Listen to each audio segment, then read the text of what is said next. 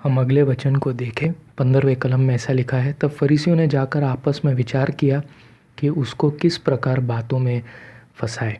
16वां कलम, सो उन्होंने अपने चेलों को हेरोदियों के साथ उसके पास यह कहने को भेजा कि हे गुरु, हम जानते हैं कि तू सच्चा है और परमेश्वर का मार्ग सच्चाई से सिखाता है और किसी की परवाह नहीं करता, क्योंकि तू मनुष्य का मुंह देखकर बातें नहीं करता।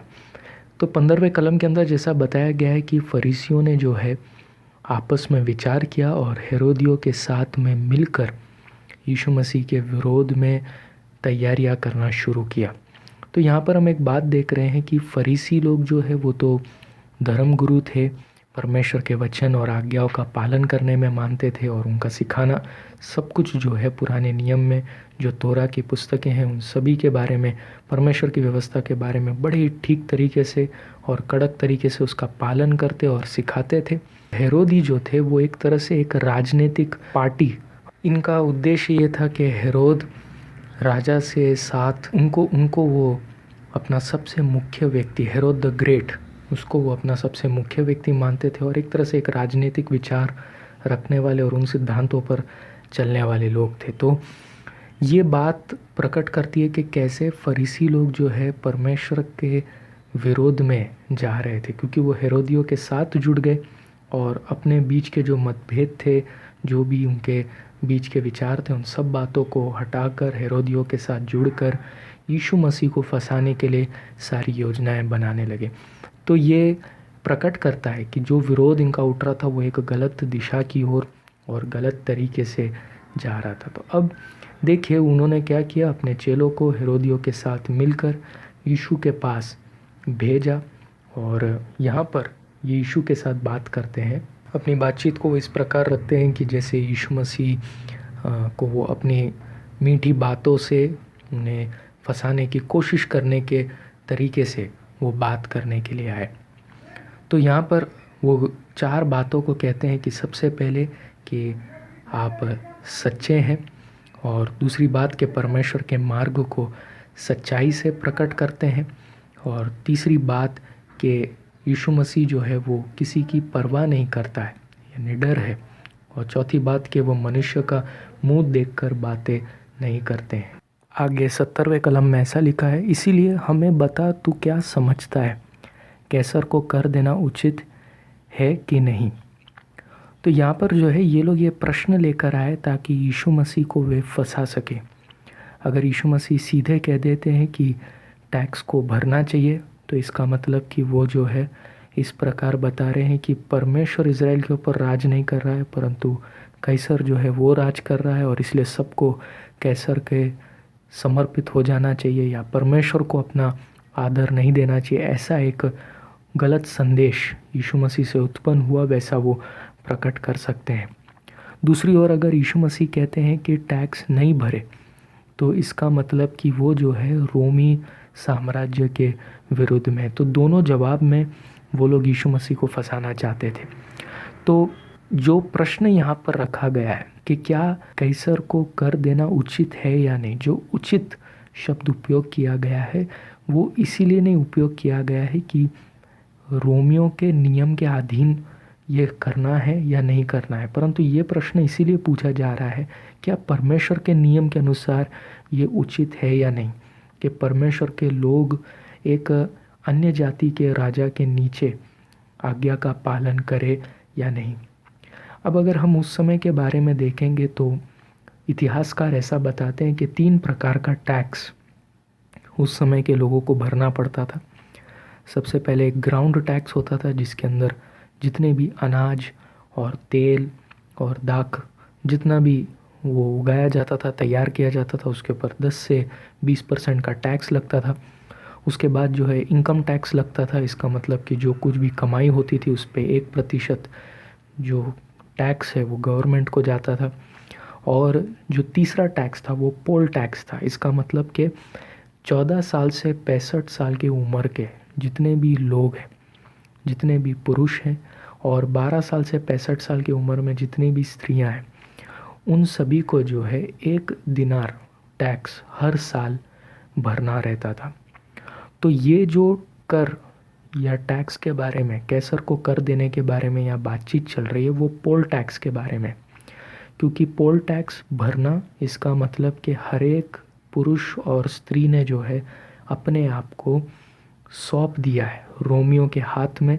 और जो तब के समय के जो कड़क यहूदी लोग थे वो ऐसा मानते थे कि पोल टैक्स देना यानी परमेश्वर के विरोध में या परमेश्वर को अनादर करना और अपने आप को जो है अन्य जातियों के हाथ में एक गुलाम के तरीके से सौंप देना, ये प्रकट करता था। तो यहाँ पर जो ये लोग ये प्रश्न पूछ रहे हैं, यीशु मसीह को इस प्रश्न के अंदर फंसाना चाहते हैं। हम आगे पढ़े, 18वें कलम में ऐसा लिखा है, यीशु ने उनकी दुष्टता जानकर कहा, हे कपटियों, मुझे क्यों परखते हो? कलम 19, कर का सिक्का मुझे दिखाओ। तब वे उसके पास एक दिनार ले आए। तो यीशु मसीह के पास ये आत्मा का वरदान था कि उनकी दुष्टता को वो पहचान सके, कैसे प्रश्न के साथ आए और कैसे वो परखने की कोशिश कर रहे हैं। और इसीलिए अब यीशु मसीह उनसे ही कहते हैं कि जो कर भरने वाला जो सिक्का है उसको यीशु के पास लेकर आए। फिर देखिए 20वें कलम में, उसने उनसे पूछा, यह मूर्ति और नाम किसका है? कलम 21, उन्होंने उसको कहा, कैसर का। तब उसने उनसे कहा, जो कैसर का है वह कैसर को और जो परमेश्वर का है वह परमेश्वर को दो। तो यीशु मसीह ने यहाँ पर जो जवाब दिया है कि यीशु मसीह उस सिक्के के द्वारा प्रकट कर कर ऐसा कहते हैं कि जो कैसर की मूर्ति और नाम इस सिक्के के अंदर दी गई है उस प्रकार से जो कैसर का है वो कैसर को दिया जाए और जो परमेश्वर का है वो परमेश्वर को दिया जाए। तो इसके अंदर यीशु मसीह ने जवाब कैसर के प्रति नहीं दिया, नहीं तो लोग जो है वो यीशु मसीह के विरोध में हो जाते, और कैसर के विरोध में भी नहीं दिया कि ऐसा ना हो कि रोमी लोग और जो हेरोदिया लोग थे वो यीशु मसीह के विरोध में हो जाए, परंतु जवाब परमेश्वर और कैसर से संबंधित दिया कि लोगों को पता चले कि वे दोनों के प्रति समर्पित है और दोनों के प्रति उनकी जिम्मेदारी है। ये बात हम इस उत्तर के द्वारा सीख पाते हैं कि यीशु मसीह ने इस बात को सिखाया है कि हम भी जो सरकार है, जो सिविल और जो राज्य स्तर पर है, जो देश के स्तर पर है, उन सारे अधिकारियों के हम भी अधीन रहे। पहले पतरस उसके 2 अध्याय 17वें कलम के अंदर भी हम पढ़ते हैं, पतरस इस प्रकार कहते हैं कि परमेश्वर का भय रखे और राजा का आदर करे। एक तरह से हमारी ये जिम्मेदारी है, हमारी ये रिस्पॉन्सिबिलिटी है कि हम भी गवर्नमेंट के प्रति जो कुछ भी नियम रखे गए उसका हम पालन करें। तो यहाँ पर जैसा कहा गया है जो कैसर का है, इसका मतलब कि जो कैसर का है वो कैसर को वापस देना है, कि जैसे कि हमारे प्रति कुछ किया गया है कैसर के द्वारा, इसे किस लिए कैसर को देना चाहिए, इस प्रकार यीशु मसीह वहाँ पर उन्हें समझाते हैं। तो वैसे ही हमारे प्रति जो किया गया है उसके बदले में उसको चुकाने के लिए टैक्स के बारे में वो कर बताया गया। और उसी प्रकार हम ये दूसरा जवाब जब हम देखते हैं कि परमेश्वर का जो रूप है, परमेश्वर के समानता में हमें बनाया गया है, तो उसी प्रकार हम भी परमेश्वर के हैं और हम अपने लिए नहीं हैं परंतु परमेश्वर के प्रति भी हमारी जिम्मेदारी है। अब यहाँ पर हम देखते हैं कि जब हम भविष्यवाणी की पुस्तकों को पढ़ते हैं तो हमें समझ आता है कि इजरायलियों के ऊपर कई प्रकार से उत्पीड़न आए और अन्य जातियों के राजाओं ने उनके ऊपर राज्य किया। जैसे कि हम निर्गमन के पुस्तक के समय में देखते हैं कि मिस्री लोग ने यहूदियों पर राज किया, और उसके बाद फिर हम देखते हैं कि अशूर के राजा ने राज किया।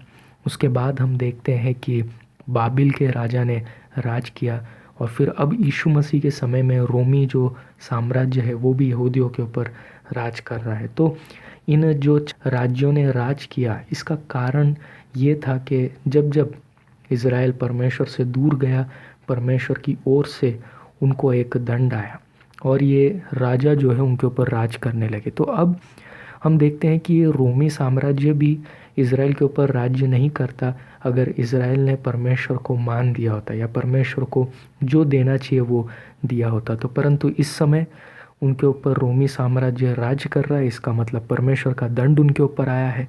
तो जो कुछ भी रोम के प्रति उनको करना है वैसा उन्हें देना है, और जो परमेश्वर के प्रति है वो भी उन्हें करना है। हम आगे बढ़े 22वां कलम, यह सुनकर उन्होंने अचंबा किया और उसे छोड़कर चले गए। तो ये जवाब के साथ में वे लोग सब काफ़ी अचंभित हो गए और फिर वे यीशु मसीह को परेशान करने नहीं गए। तो हम इन दो जो घटनाओं को यहाँ पर देख रहे हैं, इन घटनाओं के अंदर से हम इन बातों को सीख रहे हैं कि कैसे न्योता दिया गया है, परमेश्वर हमें बुला रहे हैं उनके प्रति देखने के लिए, सुसमाचार को ग्रहण करने के लिए, यीशु मसीह पर विश्वास करने के लिए। हम इसके लिए शायद योग्य नहीं थे, परंतु अब हमें प्रभु अवसर दे रहे हैं कि हम उसमें भाग ले सकें।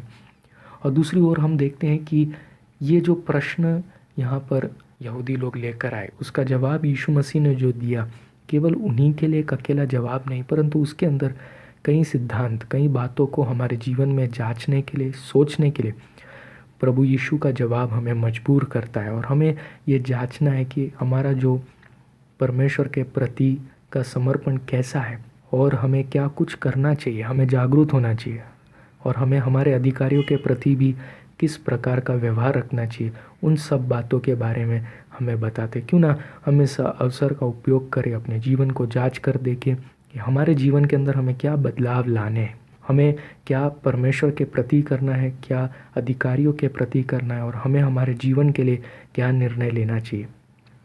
आज इस समय के अंदर परमेश्वर की खोज के लिए निकल पड़े, अपने जीवन में परमेश्वर की खोज करें।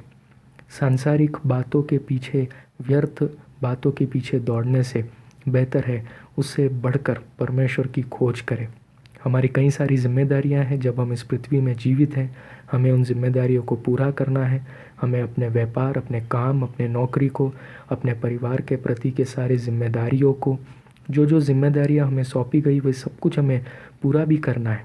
लेकिन इन जिम्मेदारियों को ठीक से निभाने के लिए, इन जिम्मेदारियों को पूरा करने के लिए, सारे दुनियादारी बातों को करने के लिए जो कुछ भी हमें सौंपा गया है, सच में हमें परमेश्वर की ओर से ताकत पाना ज़रूरी है। हमें हमारे जीवन में जांचना है कि हम परमेश्वर की ओर कैसे देख रहे हैं। हमें परमेश्वर से सुनना है, हमें परमेश्वर से कृपा को प्राप्त करना है ताकि हम अब सारी जिम्मेदारियों को अनुग्रहित रीति से पूरा कर सकें।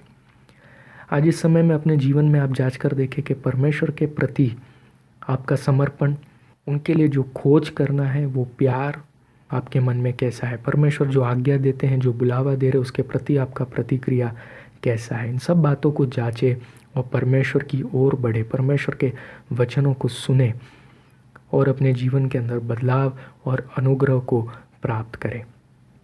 आइए तो हम आगे बढ़े। 23वें कलम के अंदर लिखा हुआ है, उसी दिन सदूकी जो कहते थे कि मरे हुओं का पुनरुत्थान है ही नहीं, उसके पास आए और उससे पूछा। तो ये एक अलग झुंड है, सदूकियों का झुंड। जैसे कि हम बाइबल में इनके बारे में पढ़ते हैं, ये पुनरुत्थान में विश्वास नहीं करते थे और उन समयों में इनकी गिनती तो बहुत कम हुआ करती थी, परंतु ये काफ़ी अमीर थे और इनका जो स्तर था समाज के अंदर बहुत ही ऊंचे पदवी पर था। और ये जो है मूसा की पुस्तकों को बड़े ध्यान से पढ़ते और उसी को वो सही मानते थे, अन्य किसी पुस्तक की ओर वो ध्यान न देते थे जो बाइबल के अंदर दिए गए हैं। तो उन लोगों ने निर्णय लिया कि प्रभु यीशु को परखने के लिए, तो वे प्रश्न पूछने के लिए आए। आइए हम इनके इस प्रश्नों को, पूरी जो वो बात कहते हैं उसकी ओर हम देखें। तो 24वें कलम से ऐसा लिखा है कि हे गुरु, मूसा ने कहा था कि यदि कोई बिना संतान मर जाए तो उसका भाई उसकी पत्नी को ब्याह करके अपने भाई के लिए वंश उत्पन्न करे। 25वां कलम, अब हमारे यहाँ 7 भाई थे। पहला ब्याह करके मर गया और संतान न होने के कारण अपनी पत्नी को अपने भाई के लिए छोड़ गया। 26, इसी प्रकार दूसरे और तीसरे ने भी किया और 7 तक यही हुआ। 27, सबके बाद वह स्त्री भी मर गई। 28, सो जी उठने पर वो उन 7 में से किसकी पत्नी होगी, क्योंकि वह सबकी हो चुकी थी। तो यहाँ पर जो है सदूकी लोग एक प्रश्न लेकर आए। शायद ये इनके कई सारी जो कहानियाँ वे लोगों के बीच में प्रकट करते थे पुनरुत्थान के विषय में मजाक उड़ाने के लिए या पुनरुत्थान को नकारने के लिए, उनमें से ये एक कहानी उन्होंने तैयार की थी। तो ये एक हाइपोथेटिकल यानी एक बनावटी प्रश्न था और पुनरुत्थान को नकारने के विषय में ये प्रश्न वहाँ पर पूछा गया था। तो ये प्रश्न को पूछने का इनका जो आधार था वो व्यवस्था विवरण उसके 25वें अध्याय 5 से 10 जो कलम है उससे संबंधित उन्होंने ये प्रश्न पूछा। वहाँ पर वचन इस प्रकार से कहता है कि अगर एक व्यक्ति जो है वो विवाह करने के बाद बिना किसी संतान के मृत्यु को पाता है तो उसके भाई की जिम्मेदारी है कि जो उसके भाई की जो विधवा है उससे विवाह करे और जो भाई का आगे का वंश है उसको वो उत्पन्न करे। तो ये जो नियम दिया गया था उसके आधार पर ये प्रश्न उन्होंने यीशु मसीह के सामने रखा था। तो यीशु मसीह इसका जवाब देते हैं। उसके 29वें कलम में लिखा है, यीशु ने उन्हें उत्तर दिया कि तुम पवित्र शास्त्र और परमेश्वर की सामर्थ्य नहीं जानते, इस कारण भूल में पड़ गए हो। 30 क्योंकि जी उठने पर ब्याह शादी न होगी परंतु वे स्वर्ग में परमेश्वर के दूतों की नाई होंगे। तो यीशु मसीह के जवाब के अंदर हम देखते हैं कि यीशु मसीह उन्हें ये बात कहते हैं कि सदुकी जो है वो एक धोखे में है और उन्हें दो बातें नहीं पता, पवित्र शास्त्र और परमेश्वर के सामर्थ्य के बारे में उनके पास जानकारी नहीं, इस वजह से वे भूल में पड़े हुए हैं। तो दो बातें, एक कि पुनरुत्थान के बाद विवाह नहीं है और दूसरी एक बात भी प्रभु यीशु यहाँ पर उनके विश्वास के बारे में प्रकट करते हैं कि पुनरुत्थान नहीं है, ऐसा वे जो समझते हैं वैसा भी नहीं है। अब यीशु मसीह ऐसा कहते हैं कि क्योंकि जी उठने पर ब्याह शादी न होगी। इसका कारण इस प्रकार बाइबल हमें समझाता है कि विवाह जो है वो परमेश्वर की ओर से दिया हुआ एक करार मनुष्य के लिए इस संसार में है कि मनुष्य जब अपना जीवन इस संसार में जीता है उसके बाद वो मृत्यु को प्राप्त करता है और इस संसार को छोड़ जाता है, परंतु अपने रूप और समानता और उस नाम और काम को आगे और परिवार उसे बरकरार रखने के लिए वे विवाह करते और विवाह के द्वारा संतान उत्पन्न होते हैं। परंतु एक बार पुनरुत्थान होने के बाद फिर ऐसी कोई जिम्मेदारी या ऐसी कोई बात उत्पन्न नहीं होती कि नाम या काम या परिवार को उत्पन्न करना है या आगे चलाना है, क्योंकि पुनरुत्थान प्राप्त करना ही आप में एक ऐसा जीवन प्राप्त करना है। पुनरुत्थान के विषय के संबंधित जो कुछ भी बातें हैं वो आप पिछले एक वीडियो के अंदर भी सुन सकते हैं। पुनरुत्थान से संबंधित सारी जो जानकारी उसके अंदर दी गई है। पुनरुत्थान का अर्थ यह है कि एक व्यक्ति अपना जीवन इस संसार में जी चुका, वो मर गया और पुनरुत्थान यानी कि अब वापस एक नया जीवन, एक नया शरीर प्राप्त करता है जो अनंतता के लिए वो जीता है। तो ऐसा पुनरुत्थान पाया हुआ व्यक्ति फिर वो मरने नहीं वाला है और पुनरुत्थान के जीवन में उसकी जिम्मेदारी जो पृथ्वी से संबंधित थी विवाह से, वो संबंध फिर वहाँ पर प्रकट नहीं होता है। इसलिए यीशु मसीह उसे इसके बारे में ये बात कहते हैं कि जी उठने पर ब्याह शादी न होगी परंतु वे स्वर्ग में परमेश्वर के दूतों की नाई होंगे। दूतों की नाई का अर्थ यह है कि जैसे स्वर्गदूत वे कभी मरते नहीं हैं, इस प्रकार पुनरुत्थान के द्वारा फिर मृत्यु नहीं होना है। और उसके बाद फिर 31वें कलम में हम पढ़ते हैं, परंतु मरे हुओं के जी उठने के विषय में क्या तुमने ये वचन नहीं पढ़ा जो परमेश्वर ने तुमसे कहा। 32 कि मैं इब्राहिम का परमेश्वर और इसहाक का परमेश्वर और याकूब का परमेश्वर हूँ। वो तो मरे हुआ का नहीं परंतु जीवतों का परमेश्वर है। 33 यह सुनकर लोग उसके उपदेश से चकित हुए। तो यीशु मसीह अपने जवाब देते समय सदूकियों से जब बात करते हैं तो उनको उन्हीं के जो उनके ज्ञान और जो विश्वास था उसके अंदर से यीशु मसीह बात करते हैं। तो सदूकी लोग जो मूसा के पहले 5 पुस्तकों पर विश्वास करते हैं और जैसे हम बाइबल के अंदर हमने देखा कि व्यवस्था की जो पुस्तकें हैं, पहली 5 जो पुस्तकें हैं उस पर वे विश्वास करते हैं। तो उन्हीं पुस्तकों से संबंधित यीशु मसीह यहाँ 3 नाम प्रकट करते हैं, इब्राहिम, इसहाक और याकूब के बारे में। ये 3 व्यक्ति उन पुस्तकों के अंदर बताए गए हैं और यीशु मसीह ऐसे कहते हैं कि जैसे परमेश्वर इनका परमेश्वर है और वो मरे हुओं का नहीं परंतु जीवतों का परमेश्वर है। तो इसका मतलब कि ये 3 मरे हुए नहीं हैं, वे जीवित हैं, वे एक आत्मिक जगत के अंदर है। इस संसार को वो छोड़कर कई हज़ारों साल पहले चले गए परंतु वो परमेश्वर के सम्मुख में जीवित है। तो वो परमेश्वर जो है वो जीवितों का परमेश्वर है, मरे हुओं का परमेश्वर नहीं। दूसरी एक बात कि सदूकी लोग जो ऐसा समझते थे कि मरने के बाद फिर जीवन नहीं है, इसका मतलब कि सब कुछ ख़त्म हो जाता है, उनके उस सिद्धांत, उस डॉक्ट्रिन को, उस विश्वास को प्रभु यीशु ने नकार दिया और जवाब दिया कि पुनरुत्थान है और आगे एक जीवन है। तो यहाँ पर हम देखते हैं कि यीशु मसीह ने जो है कि एक आत्मा या आपका और मेरा जो जीवन है, जो हमारी एक आत्मा की जीवन है, वो ख़त्म नहीं होती है, वो इमॉर्टल है। हमारा शरीर मर जाएगा, इस पृथ्वी पर वो छूट जाएगा, परंतु हमारी जो आत्मा है, हमारा जो प्राण है, वो ख़त्म नहीं होता है। तो यहाँ जो बातें हुई उनके द्वारा हम कुछ जो बातों को सीखते हैं कि सबसे पहली बात कि प्रभु यीशु सदूकियों को कहते हैं कि वे पवित्र शास्त्र को नहीं जानते हैं, और ऐसा संभव है। इसका मतलब जब हम ये वचन सुन रहे हैं तो हम ये बात को समझ सकते हैं कि ऐसा संभव है कि वचन को जानने के बावजूद भी शायद हम सच में पवित्र शास्त्र को ठीक से नहीं जानते। अगर हम देखें बाइबल हमें दूसरा तीमुथियुस उसके पहले अध्याय और 13वें कलम के अंदर ऐसा कहता है, पौलुस जो है तीमुथियुस को यहाँ पर एक आज्ञा देते हैं कि जो खरी बातें तूने मुझसे सुनी है उनको उस विश्वास और प्रेम के साथ जो मसीह यीशु में है अपना आदर्श बना कर रख।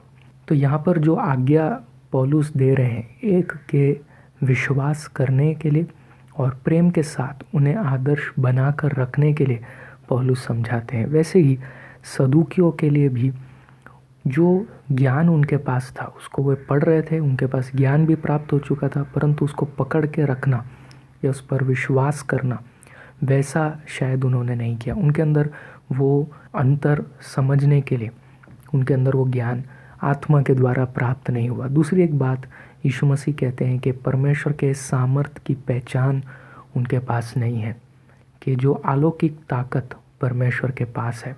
कई बार हमारी दृष्टिकोण जो है सांसारिक बातों पर रह जाती है, और हम जब पृथ्वी की चीज़ें और पृथ्वी की बातों को देखते हैं तो हम परमेश्वर के अलौकिक ताकत को नकार देते हैं, और परमेश्वर असंभव बातों को भी संभव कर सकते हैं।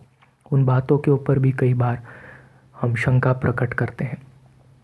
तो सदूकी जो है वो परमेश्वर की अलौकिक ताकत के पुनरुत्थान और आत्मा के संबंधित और दूतों का जीना कैसा अनंत है और वैसा ही कैसे एक भविष्य का समय इंसान के जीवन के लिए रखा गया, उन बातों के बारे में वे उस पर शंका करते थे। उन्हें परमेश्वर के सामर्थ्य के बारे में नहीं मालूम। अगर परमेश्वर का सामर्थ्य उन्हें पता होता तो उन्हें पता होता कि परमेश्वर मरे हुओं में से जिला सकता है। अगर उन्हें पवित्र शास्त्र के बारे में पता होता तो वे समझ जाते कि परमेश्वर में क्या सामर्थ्य है, मरे हुए भी जीवित हैं, उन बातों को वे जान लेते। दूसरी एक बात जो हम यहाँ पर देखते हैं विवाह से संबंधित, जो प्रभु यीशु यहाँ पर उत्तर देते हैं, तो कई बार हमारे अंदर ये प्रश्न आ सकता है कि कैसा एक जीवन भविष्य के अंदर होगा। जो पति पत्नी के बीच में संबंध इस पृथ्वी के अंदर है, हम वैसे एक संबंध को भविष्य के अंदर नहीं देखते हैं, परंतु हम ये एक बात को देखते हैं कि वहाँ का जीवन जो है इस पृथ्वी के जीवन से भी बढ़कर है। और जिन बातों में हम रुचि रखते हैं, जो बातों में हमारी इच्छाएं होती है, चाहे वो हमारे मानसिक या शारीरिक या इच्छाओं के संबंध, जो कुछ भी इस पृथ्वी में है, इससे बढ़कर स्वर्ग का जीवन है। तो जो हम हमारे परिवार के संबंध को इस पृथ्वी में जानते हैं, उन संबंधों को भी हम ज़रूर याद रखेंगे, ज़रूर हम उस नए प्रदेश के अंदर भी हम जानते होंगे, क्योंकि हम देखते हैं लूका रचित सुसमाचार उसके 16वें अध्याय के अंदर जब हम पढ़ते हैं अमीर व्यक्ति और लाजरस के बारे में, तो जो अमीर व्यक्ति है वो याद करता है अपने पारिवारिक जीवन के बारे में। तो उसी प्रकार हमें हमारे पारिवारिक जीवन के बारे में पता होगा, परंतु हम इस एक बात को देख रहे हैं कि जो स्वर्ग की महिमा है और परमेश्वर का जो सानिध्य है वो हमें ऐसे घेर लेगा या हमें ऐसा भर देगा कि जो संबंध, जो इच्छाएं, जो जिम्मेदारियां, जिन बातों की ओर हमारी नज़र थी, उनसे वो बढ़कर हमारे मनों को उभार कर हमें लेकर चलेगा। और हम देखते हैं कि इस पृथ्वी से संबंधित जिनमें हम संतुष्टि, जिनमें हम मौज मस्ती या जिनमें हम इच्छाओं को ढूंढ रहे थे, स्वर्ग जो है उससे बढ़कर है। हम इस बात से ज़रूर आश्वासन प्राप्त कर सकते हैं कि स्वर्ग के अंदर का जो प्रबंध है, जो तैयारियां की गई है, वो पृथ्वी से बढ़कर है। और इसीलिए हमारे अंदर जो संतुष्टि को भरना है, वो जो स्वर्गीय संतुष्टि जो हमें भर देती है, वो हमें इस पृथ्वी के जीवन से बढ़कर होगा।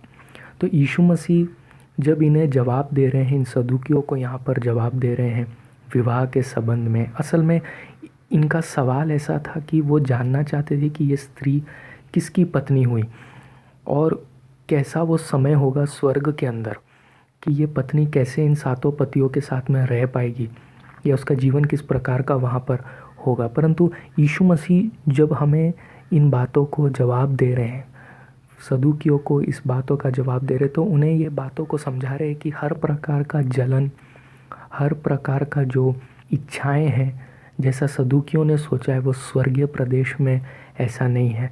और परमेश्वर की महिमा किस प्रकार इंसान को रूपांतरित करती है, कैसे उन इच्छाओं पर से बढ़कर संतुष्टि और अनुग्रह और कृपा को प्रदान करती है। तो जैसा इन लोगों ने जो सोचा था, जैसा इन्होंने कल्पना किया था, इससे अलग ही परमेश्वर ने वहाँ पर तैयार किया है और प्रभु यीशु इसके बारे में जवाब देते। तो कई जगह में हम देखते हैं कई कई प्रकार से लोग अलग अलग रीति से हमें स्वर्ग के बारे में विवरण देते हैं कि स्वर्ग के अंदर अप्सराएं हैं और स्वर्ग के अंदर का जीवन कैसा होगा, और कई सारे पृथ्वी के इच्छाओं से संबंधित और पृथ्वी की चीज़ वस्तुओं से जुड़ी हुई इंसान का जो इच्छा है, वैसे कुछ प्रकार का जीवन वो स्वर्ग में प्रकट करते हैं। लेकिन बाइबल में जैसा हम पढ़ते हैं, इसका उत्तर इससे भी बढ़कर है कि स्वर्ग की इच्छाएं या स्वर्ग के अंदर रहना वो पृथ्वी की इच्छाओं से जुड़ा हुआ नहीं है, पृथ्वी की इच्छाओं से और भी बढ़कर, और जो शांति और जो संतुष्टि परमेश्वर के पास से प्राप्त होती है, वो इस पृथ्वी से भी बढ़कर है। तो प्रिय भाइयों और बहनों,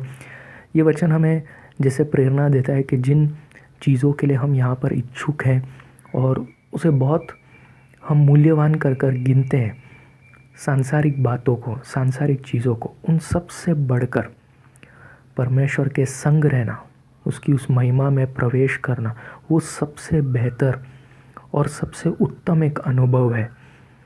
और परमेश्वर के साथ रहना, इससे बड़ा और कोई प्रिविलेज, इससे बड़ा और कोई भाग्य हम प्राप्त नहीं कर सकते हैं।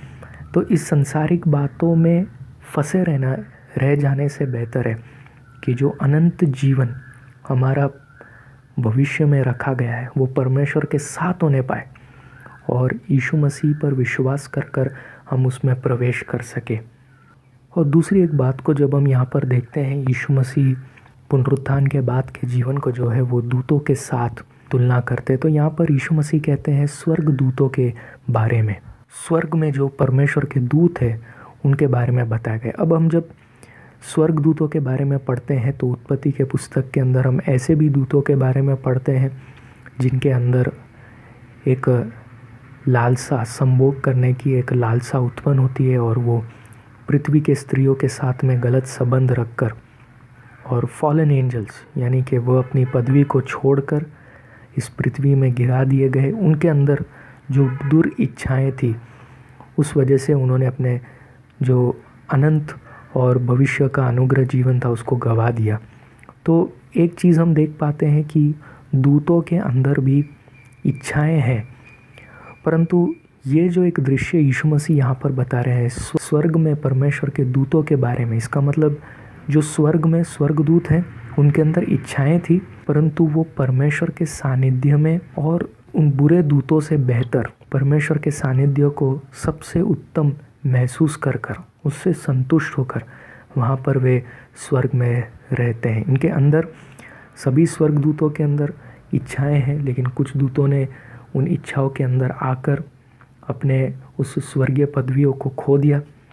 लेकिन अब इस समय में जो दूत हम देखते हैं, ये जो प्रभु यीशु यहाँ पर वचन के द्वारा हमें हिम्मत दे रहे हैं कि वो जो स्वर्गदूत वहाँ पर रह रहे हैं वो कैसे परमेश्वर के सानिध्य में बड़े संतुष्टि के साथ में रह रहे हैं। तो ये हमें एक आशा देता है कि इस पृथ्वी के इच्छाओं से बढ़कर जो संतुष्टि है वो उन स्वर्गदूतों के अंदर भी है। तो वैसा एक जीवन पुनरुत्थान का जीवन होगा।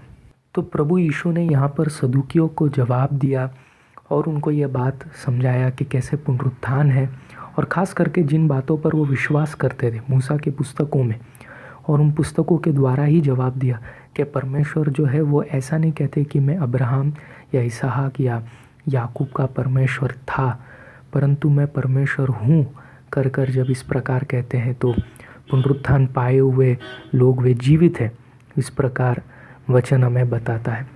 तो जैसे हम ऐसा कह सकते हैं कि एक पुरुष कभी अपने आप को पिता का दर्जा नहीं दे सकता कि जब तक उसके पास बच्चे ना हो, और कोई भी व्यक्ति अपने आप को राजा नहीं कह सकता कि जब तक उसके पास प्रजा ना हो।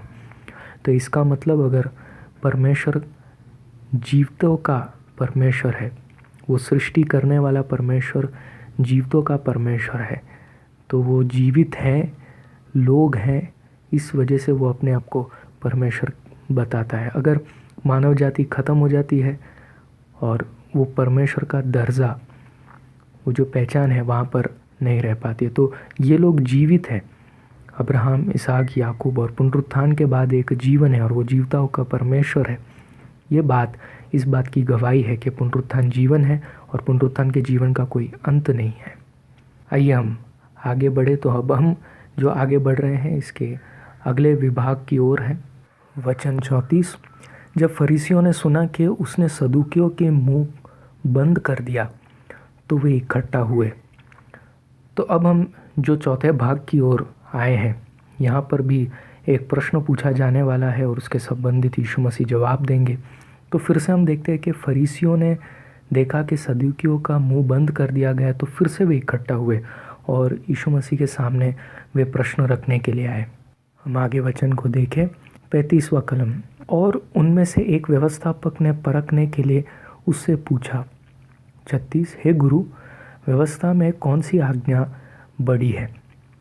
तो यहाँ पर हम देखते हैं कि एक व्यक्ति जो है यीशु मसीह के सामने एक प्रश्न लेकर आया है। असल में यीशु मसीह को वो परखने के लिए ये प्रश्न लेकर आया है, और ये प्रश्न पूछने का कारण इसीलिए भी है कि उन समयों के रब्बियों ने जो है व्यवस्था के पुस्तक में से जितने मूसा ने नियम दिए थे परमेश्वर की ओर से, उन सारे नियमों की गिनती कर कर 613 नियम बनाए, और जैसे कि उन्होंने उसका विभाजन किया, 248 जो नियम है वो अच्छी बातों को करने के लिए प्रेरणा देते हैं, और 365 जो नियम है वो ऐसे नियम हैं जो जैसे मना करते हैं कि हम इस प्रकार नहीं करना चाहिए। तो ये दो झुंड उन्होंने बनाए, जो दो भाग हैं इन 613 नियम के बनाए, और उसके अंदर कुछ जो करने की बात है और कुछ जो नहीं करने की बात है, ऐसा उन्होंने विभाजन किया। वो इसके अंदर रब्बियों ने आगे जाकर जो है कई नियमों को किसी प्रकार से बहुत मान दिया, कुछ नियमों को उन्होंने ऐसा गिना कि ये बहुत ही ज़रूरी है, और कुछ नियमों को उन्होंने छोटा नियम या इतना खास नहीं है, इस प्रकार उसमें भी कुछ कुछ नियमों में विभाजन किया। तो इस वजह से जो खास नियम है उसका वो बड़ा ध्यान रखते थे, और जो नियम उन्हें लगता था कि छोटा है उन नियमों की ओर वे ध्यान नहीं देते थे, ताकि उन्हें उसके विषय में बुरा भी नहीं लगे या उसके विषय में उन्हें चुभन भी ना महसूस हो। इस प्रकार उन्होंने उस पर विभाजन किया। तो इसीलिए वो ये एक प्रश्न के साथ में आए हैं यीशु मसीह से पूछने के लिए कि कौन सा नियम, कौन सा व्यवस्था, कौन सी आज्ञा सबसे बड़ी है। तो हम देखते हैं वचन के अंदर यीशु मसीह फिर उसका जवाब देते हैं। 37वां कलम, उसने उससे कहा, तू परमेश्वर अपने प्रभु से अपने सारे मन और अपने सारे प्राण और अपनी सारी बुद्धि के साथ प्रेम रख। 38, बड़ी और मुख्य आज्ञा तो यही है। और 39, और उसी के समान ये दूसरी भी है कि तू अपने पड़ोसी से अपने समान प्रेम रख। 40, यही दो आज्ञाएं सारी व्यवस्था और भविष्यवक्ताओं का आधार है। तो हम देखते हैं कि यीशु मसीह जब यहाँ पर जवाब दे रहे हैं, जैसा ये प्रश्न पूछा गया है कि आज्ञा सबसे बड़ी कौन सी है, तो यीशु मसीह इसका जवाब इस प्रकार देते हैं कि सारी आज्ञाएं जो 613 नियम दिए गए हैं वो सब इन दो के ऊपर आधारित है कि अपने परमेश्वर से प्रेम करना और अपने पड़ोसी से प्रेम करना।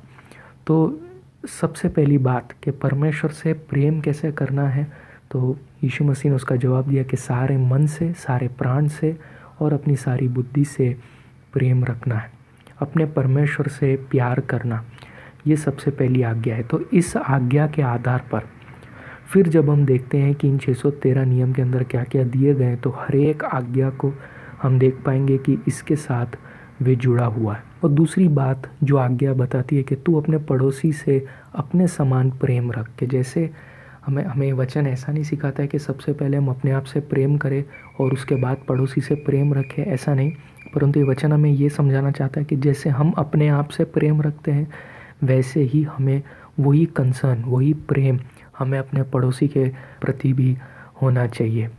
तो ये दूसरी आज्ञा कि पड़ोसी से प्रेम करना, जब हम 613 नियमों को जांच कर देखें तो वो जो एक एक आज्ञा है वो पड़ोसियों से प्रेम करना भी सिखाता है।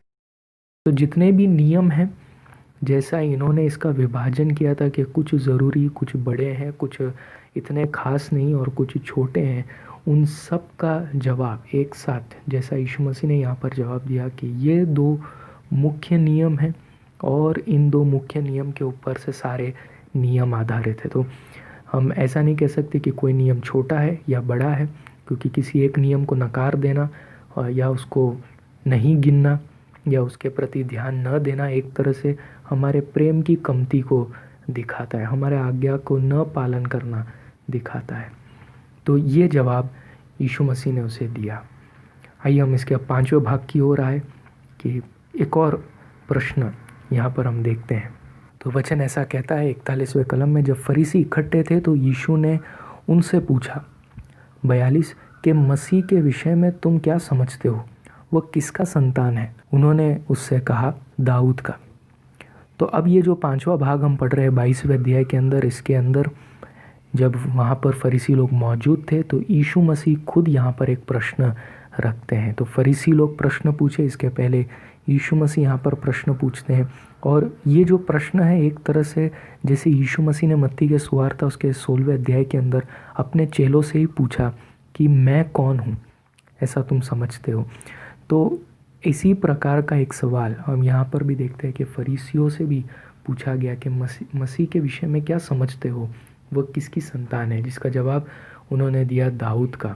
तो इस उत्तर के अंदर जैसे यीशु मसीह इन्हें याद दिला रहे हैं कि मसीह के संबंधित जो भविष्यवाणियाँ की गई हैं वो दाऊद के द्वारा कैसे की गई है। तो जब वे जवाब दे रहे हैं कि दाऊद का, इसका मतलब कि प्रभु यीशु ने याद करने के लिए कहते हैं कि दाऊद राजा को, जब हम पुराने नियम के अंदर देखते हैं दूसरे शमूएल का पुस्तक उसके 7वें अध्याय के अंदर कि परमेश्वर ने दाऊद को वायदा किया कि कैसे उसके द्वारा एक संतान उत्पन्न होगा, उसी के उस राजकीय जो पीढ़ी का लाइन है उसके अंदर से मसीहा आएगा। इसके विषय में हम पढ़ते हैं यिर्मयाह के पुस्तक 23वें अध्याय के अंदर भी और यशायाह के पुस्तक 9वें अध्याय के अंदर और लूका रचित सुसमाचार उसके पहले अध्याय के अंदर भी लूका जो है इसके विषय में बातचीत करते हैं।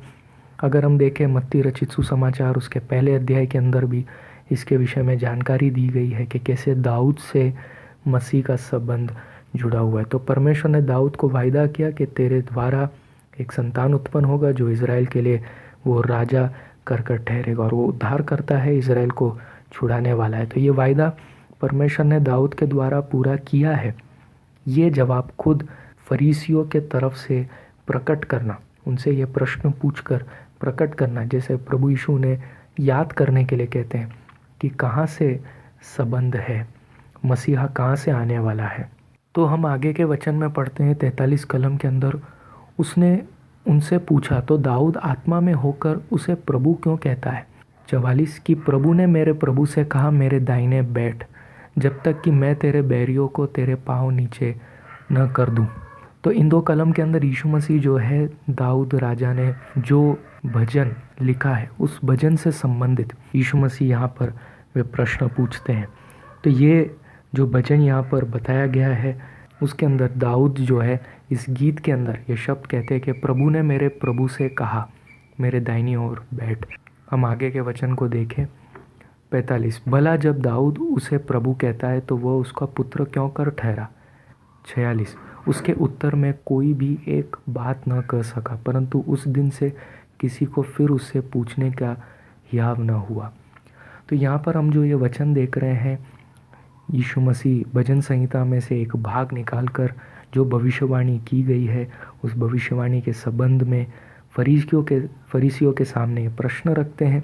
और यीशु मसीह पूछते हैं कि दाऊद की संतान होने के बावजूद भी दाऊद कैसे उसे अपना प्रभु कर कहता है। तो ऐसा एक प्रश्न रखने पर वे सब अचंभित हो गए और उनमें किसी में यह हिम्मत ना हुआ पूछने के लिए। यानी यीशु मसीह को सांसारिक स्तर तक जो वो लोग सीमित करने के बारे में सोच रहे थे, प्रभु यीशु के यही प्रश्नों से और उन्हें याद दिलाने के लिए कि मसीहा दाऊद के वंशावली में से आया है और फिर भी वो प्रभु है, वो राजा है, इन दो बातों को यीशु मसीह उनके सामने रखते। तो इस वजह से फिर उनमें हिम्मत नहीं होती, फिर उनमें याद नहीं होता आगे पूछने के लिए।